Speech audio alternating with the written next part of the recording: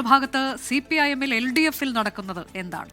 പ്രതിപക്ഷ നേതാവിനായുള്ള ചർച്ചകൾ അവിടെ പുരോഗമിക്കുകയാണ്. പിണറായി വിജയൻ തന്നെ പ്രതിപക്ഷ നേതാവാകുമോ എന്ന കാര്യത്തിൽ ഞായറാഴ്ച തീരുമാനം വരും. അന്ന് ചേരുന്ന CPIM പോളിറ്റ് ബ്യൂറോ യോഗം ഇക്കാര്യത്തിൽ ഒരു തീരുമാനമെടുത്തേക്കും. തെരഞ്ഞെടുപ്പ് പരാജയം വിലയിരുത്തുന്നതിനായി അടുത്തയാഴ്ച CPIM സംസ്ഥാന സമിതി ചേരും. പ്രതിപക്ഷ ഉപനേതാവ് പദവി ആവശ്യപ്പെട്ട് CPI രംഗത്തെത്തി. കനത്ത തോൽവിയിൽ വിശദമായ ചർച്ചകളിലേക്ക് കടക്കുകയാണ് CPIM. മറ്റന്നാൾ പോളിറ്റ് ബ്യൂറോ യോഗം ചേരും. പിണറായി വിജയൻ പ്രതിപക്ഷ നേതാവാകുമോ എന്ന കാര്യത്തിൽ ഈ യോഗത്തിലാണ് തീരുമാനമുണ്ടാവുക. 13, 14 തീയതികളിലാണ് സംസ്ഥാന കമ്മിറ്റി യോഗം ചേരുന്നത്.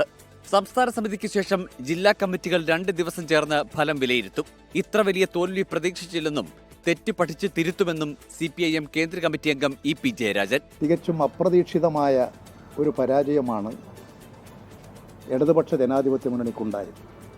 അതുകൊണ്ട് ഇടതുപക്ഷം ദുർബലപ്പെടരുത്, ശക്തിപ്പെടണം എന്ന് തന്നെയാണ് ജനങ്ങൾ ആഗ്രഹിക്കുന്നത്.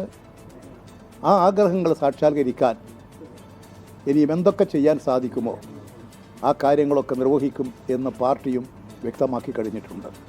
LDF-ന്റെ കനത്ത പരാജയത്തിന് പിന്നാലെ പിണറായി വിജയൻ, സംസ്ഥാന സെക്രട്ടറി MV ഗോവിന്ദൻ എന്നിവർക്കെതിരെ സമൂഹ മാധ്യമങ്ങളിലൂടെ രൂക്ഷ വിമർശനമാണ് ഉയർന്നിട്ടുള്ളത്. MV ഗോവിന്ദനെ മാറ്റി P ജയരാജനെ സെക്രട്ടറിയാക്കണമെന്ന ക്യാമ്പയിനും നടക്കുന്നുണ്ട്. സംസ്ഥാന സമിതിയിലും കടുത്ത വിമർശനമുണ്ടാകുമെന്നാണ് സൂചന.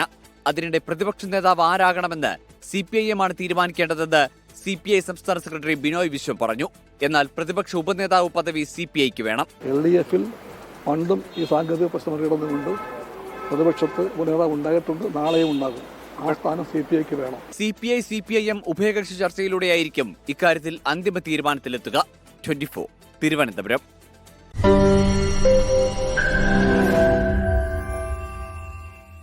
ലോകത്തെവിടെയായാലും ഏത് സമയത്തും 24 വാർത്തകളും ഓഗ്മെന്റഡ് റിയാലിറ്റി പാക്കേജുകളും എക്സ്പ്ലെയിനറുകളും വിശദമായി കാണാൻ ഞങ്ങളുടെ YouTube ചാനൽ നിങ്ങൾക്ക് സബ്സ്ക്രൈബ് ചെയ്യാം.